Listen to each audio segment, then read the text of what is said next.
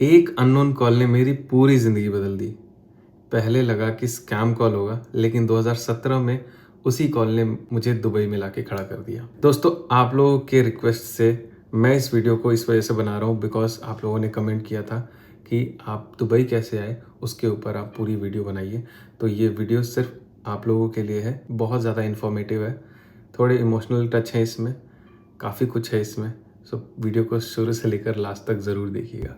तो दोस्तों, 2017 की बात है, जब ऐसे मैं रैंडम एक मार्केट में घूम रहा था, तो उसी समय मुझे कॉल आया एंड मेरे को तो स्टार्टिंग में आवाज़ ही समझ में नहीं आई। फिर उसके बाद से ध्यान से मैं किसी एक कॉर्नर में जा कर के मैंने फ़ोन उठाया, उसके से पूछा उनसे, तो उन्होंने बताया कि are you looking for a job. तो फिर मैंने बताया कि हाँ, मैं देख रहा हूँ जॉब के लिए, क्योंकि उस समय मैं फ्रीलांस कर रहा था, अच्छा खासा काम चल रहा था, लेकिन मैं भी चाह रहा था कि मुझे एक्सपोजर मिले और मैं भी कहीं बाहर जाऊँ। एंड उसके लिए मैंने उस टाइम पे naukri.com पे बहुत ज़्यादा मैं एक्टिव था, और साथ के साथ कुछ पेमेंट वगैरह था तो वो भी दे करके मैंने सीवी वगैरह थोड़ा अपडेट कर दिया था। वो 2017 की बात कर रहा हूँ मैं। फिर उसके बाद से जब कॉल आया तो उन्होंने बताया कि आप अगर आप जॉब के लिए सर्च कर रहे हो तो I have offer for you. पहले तो मुझे लगा कि यार ये फेक कॉल है, और उस टाइम पे बहुत सारे ऐसे स्कैम्स होते थे जिसमें कॉल करके बोलते थे कि आपका जॉब लग गया है, और एंड तक आते आते फिर वो मनी से रिलेटेड हो जाता था। मुझे स्टार्टिंग में ऐसे ही एग्जैक्ट ऐसे ही लगा था। फिर उसके बाद मैंने कहा कि हाँ, मैं जॉब देख रहा हूँ। फिर नेक्स्ट डे वापस से कॉल आया मेरे पास। उन्होंने बताया कि आपका इंटरव्यू होगा। फिर मैंने कहा कि ठीक है, इंटरव्यू कब होगा? तो उन्होंने एक डेट बताई। तो फिर उस डेट पे मैंने कहा कि चलो ठीक है, मैं तैयारी कर लेता हूँ। पहले तो मैं थोड़ा-सा उतना उतना कॉन्फिडेंट नहीं था इंटरव्यू के लिए, लेकिन फिर भी अपने आप को प्रिपेयर कर लिया था मैंने कि कैमरे में जैसे मैं बात कर रहा हूँ आप लोगों से, क्योंकि वो वीडियो कॉल होने वाला था, तो उसी तरीके से मैं सामने ना कैमरा खोल करके इंग्लिश बोलने की प्रैक्टिस करता था। एंड यहाँ पे आस-पास ना, कैमरे के आस-पास मैंने छोटे-छोटे चिट्स लगा दिए थे कि कभी मुझे ऐसा ना हो कि मैं कोई चीज़ भूल रहा हूँ और वर्ड याद नहीं रह रहे हैं, तो मैं सामने लगा देता हूँ। तो थोड़े बहुत, उस समय तो चैट जीपीटी और ये सब कुछ था नहीं। उस समय बस जो भी था, बस जो था वो कैमरे के सामने जो हो, आप बिल्कुल ऐसे ही हो। तो ऐसे करके मैंने प्रैक्टिस वगैरह कर ली थी, और मैंने एक्सपेक्टेशन नहीं किया था कि भाई मुझे कॉल आएगा, लेकिन मैं प्रैक्टिस इस वजह से कर रहा था कि कहीं दूसरी जगह से कहीं कॉल आ जाते हैं तो मैं तैयार रहूँ। 5-6 दिन बीत गए, कॉल नहीं आया। तो फिर मैंने कहा कि चलो ठीक है, मेरी प्रैक्टिस तो चल ही रही है। 7 या 8 दिन बाद कॉल आया मेरे पास। उसके बाद से उन्होंने बताया कि आपका इंटरव्यू होगा, एंड वो स्काइप के थ्रू होगा। पहले स्काइप वगैरह चलता था, तो फिर स्काइप के थ्रू उन्होंने इंटरव्यू शेड्यूल किया 4 दिन बाद। फिर ऐसे ही 3-4 दिन बाद उनका फिर कॉल नहीं आया। फिर मेरे को ऐसे हो रहा था कि यार ये क्या हो रहा है, मतलब सही नहीं लग रहा था मुझे, कुछ अच्छा नहीं लग रहा था। बार-बार ये भी लग रहा था कि स्कैम तो नहीं हो रहा है मेरे साथ, और मैं बहुत ज़्यादा लाइटली ले रहा था इन चीज़ों को, और साथ में ये प्रैक्टिस भी कर रहा था। फिर अचानक से मेरे पास कॉल आया कि यू गॉट सेलेक्टेड एंड आपका इंटरव्यू कल होगा। मतलब 3-4 दिन बाद एक बार वापस से कॉल आया, और उन्होंने सॉरी बोला पहले तो कि सॉरी, हम आपका इंटरव्यू इस दिन रखने वाले थे, लेकिन वो शेड्यूल नहीं हो पाया बिकॉज़ और भी बहुत सारे लोगों की हायरिंग हो रही थी उस समय। तो उन्होंने सॉरी बोला, और उसके बाद से बोला कि आपका इंटरव्यू कल शेड्यूल्ड है। नेक्स्ट डे शेड्यूल किया उन्होंने, और उस समय मेरा इंटरव्यू था स्काइप के थ्रू, जो कि वीडियो कॉल के थ्रू था। मैंने पूरा सेटअप वगैरह बना लिया था। उसमें भी कैच था बिकॉज़ मुझे याद ही नहीं था कि यूएई का टाइमिंग जो है 1.5 घंटा पीछे है। मतलब कि यहाँ इंडिया में अगर 7 बज रहे हैं, तो यहाँ यूएई में वो 5:30 हो रहे होंगे।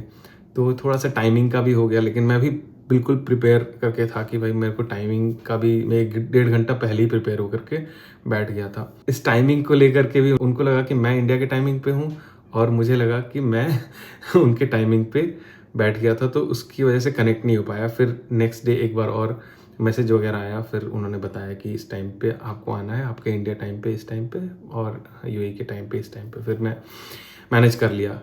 इंटरव्यू फर्स्ट राउंड बहुत अच्छा रहा। फिर मुझे ऐसा लगा कि अभी भी मैं श्योर नहीं था। फिर उसके बाद से नेक्स्ट डे के लिए उन्होंने बोला कि एक राउंड और होगा, उसके बाद हम लोग कुछ डिसाइड करेंगे। तो फिर मैंने कहा ठीक है। फिर मैं उसी तरीके से सेम डे थोड़ी और प्रैक्टिस करी मैंने, क्योंकि बड़े मैनेजमेंट से अब इंटरव्यू होने वाला था। वापस से प्रैक्टिस करी और वापस से उन्होंने सारे क्वेश्चन सेम ही क्वेश्चंस वगैरह पूछे। बस ये था, इंटरव्यू हुआ मेरा, बहुत अच्छा गया, सेकेंड इंटरव्यू भी। उसके बाद से उन्होंने बोला कि ठीक है, आई विल कॉल यू। अब ये कॉल यू वाला जो वर्ड होता है ना, उसमें थोड़ा सा स्पेक्टिकल हो जाता है बंदा कि यार सही में कॉल आएगा या नहीं आएगा या फिर क्या होगा। फिर मैंने कहा चलो ठीक है, जो भी है जो है सो देखा जाएगा। फिर 4-5 दिन तक कॉल नहीं आया। फिर मैंने कहा कि यार ये तो बस लग रहा है कि मैं सिलेक्ट ही नहीं हुआ, मुझे सिलेक्शन नहीं हुई मेरी। फिर मैंने पापा को बोला कि पापा जी एक काम करता हूँ, मैं सामने से एक बार कॉल करके पूछता हूँ कि क्या है इनका, क्या क्यों कर नहीं रहे हैं ये लोग। तो उसके बाद से उन्होंने बोला कि नहीं ऐसा मत करना, देयर माइट बी चांस कि they might be busy hiring somebody else, और इस वजह से तुम्हारा टाइम थोड़ा डिले हो रहा है। तुम सामने से कॉल करोगे तो देयर माइट बी चांस कि वो ये ना सोचे कि मैं ज़्यादा ईगरली चाह रहा हूँ इस जॉब को लेने के लिए, जो कि मैं चाह रहा था, लेकिन उनको शो नहीं करना था हमें कि मैं चाह रहा हूँ। एग्जैक्टली एक दिन बाद मेरे पास कॉल आया, उन्होंने बोला कि ठीक है अब हम आपको सेलेक्ट कर रहे हैं, आपको एक प्रैक्टिकल देना पड़ेगा।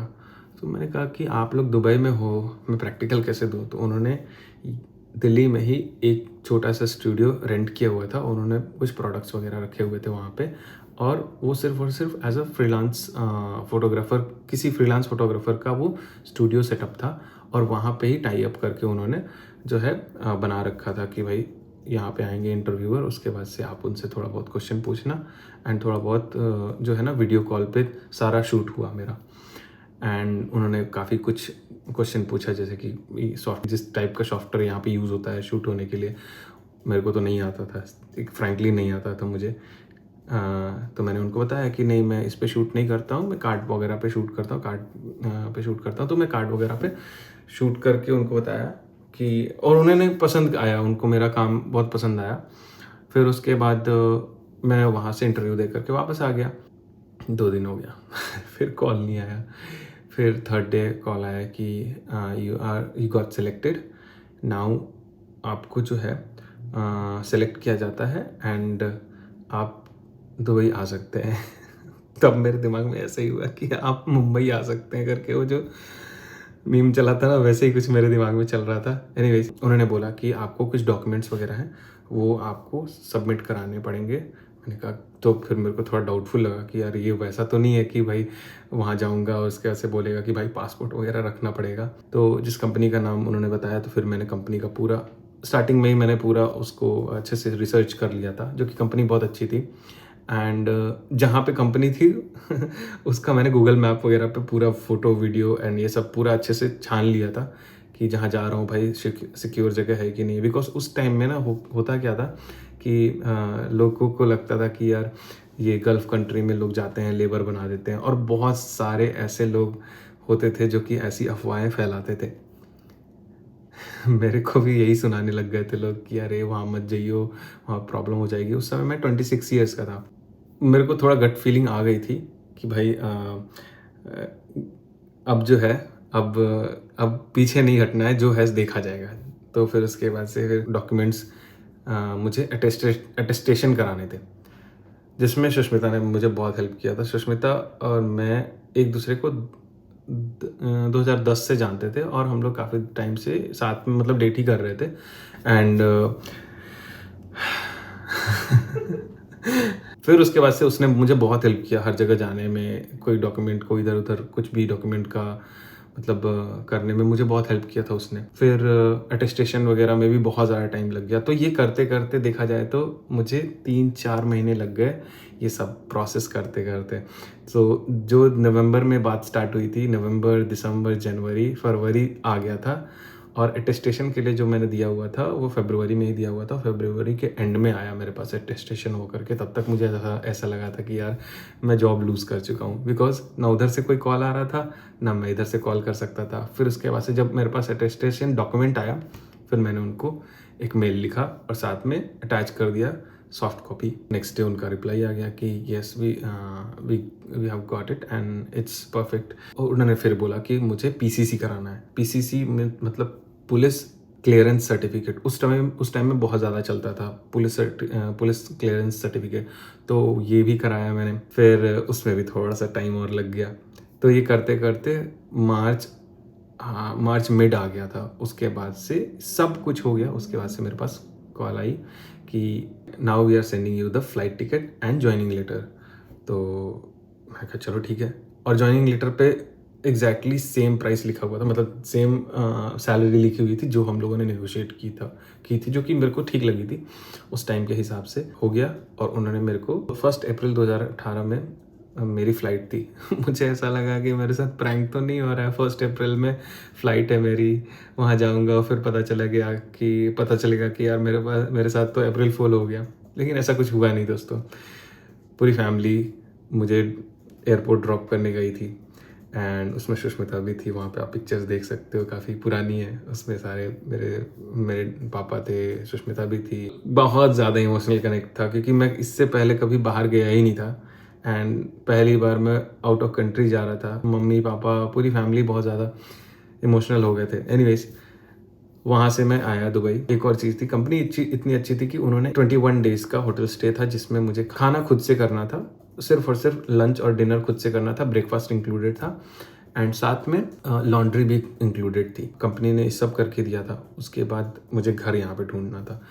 घर हमने ढूंढा। उसके बाद से स्टार्टिंग में मुझे पता ही नहीं था कि यार कभी भी कलीग्स के साथ नहीं रहना चाहिए। स्टार्टिंग में जो लोग आए हुए थे वो उन लोगों के साथ मैंने रूम शेयर किया, जो कि थोड़ा सा अनकंफर्टेबल हो गया। बिकॉज स्टार्टिंग में क्या हुआ कि सब ऐसा लगा कि सब दोस्त हैं, ऑफिस में भी साथ में काम करेंगे। बिकॉज फोटोग्राफर का ऐसा था कि यार चलो सेम हॉबी होता है, सेम प्रोफेशन होता है, तो बात वगैरह सेम कर सकते हैं। लेकिन एक समझ आया कि ऑफिस कलीग के साथ नहीं रहना चाहिए स्टार्टिंग में, क्योंकि जो भी आप बात करते हो ऑफिस में आपकी बातें चली जाती हैं। वो भी हुआ। 3 महीने बाद मैंने साथ में डिसाइड किया कि मुझे नहीं रहना। सो आफ्टर 3 मंथ्स मैं बेड स्पेस में चला गया। बेड स्पेस में गया, वहाँ पे 2-3 लोगों से मिला जो कि मेरे प्रोफेशन से नहीं थे और मेरे ऑफिस में भी काम नहीं करते थे, जो कि सबसे बहुत अच्छी बात थी। फिर उसके बाद ऐसी 1 साल चला। उसके बाद दूसरे साल में कोविड हिट हो गया। 2019 की बात है।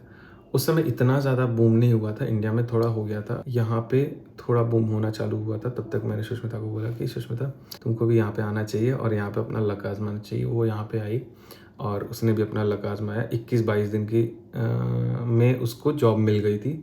थोड़े दिन मैंने छुट्टी ले ली थी और सोचा था कि चलो ठीक है, इसको जॉब ढूंढ लेते हैं। उसके ऊपर भी स्टोरी है सुष्मिता के यहाँ पे आने का। एक स्टोरी ये है कि यहाँ पे सुष्मिता ने मुझे चैलेंज किया था कि जब तक तुम्हें यहाँ की ड्राइविंग लाइसेंस नहीं मिल जाती है तब तक मैं नहीं आऊँगी। तो फिर मैंने कहा कि चलो ठीक है, ड्राइविंग लाइसेंस यहाँ का लिया, जिसमें 6-7-8 महीने लग गए। फिर उसके बाद सुष्मिता आई। उसके बाद उसकी जॉब हम लोगों ने सर्च करी, जॉब मिल गई। 20, 21, 22 हम लोगों ने साथ में रहे। उसके बाद से 22 में हम लोगों ने शादी करी एंड फिर rest is until now it's going good। यही था छोटा सा स्टोरी। अगर आप लोगों को पसंद आया है, अगर और इसमें और कुछ जानना है तो आप बताइएगा। कुछ अगर मेरे से मिस हो गया होगा तो आप प्लीज़ कमेंट सेक्शन में लिखिए, मैं कमेंट करके रिप्लाई करके आप लोगों को आंसर दे दूंगा। मिलते हैं नेक्स्ट वीडियो में। बाय।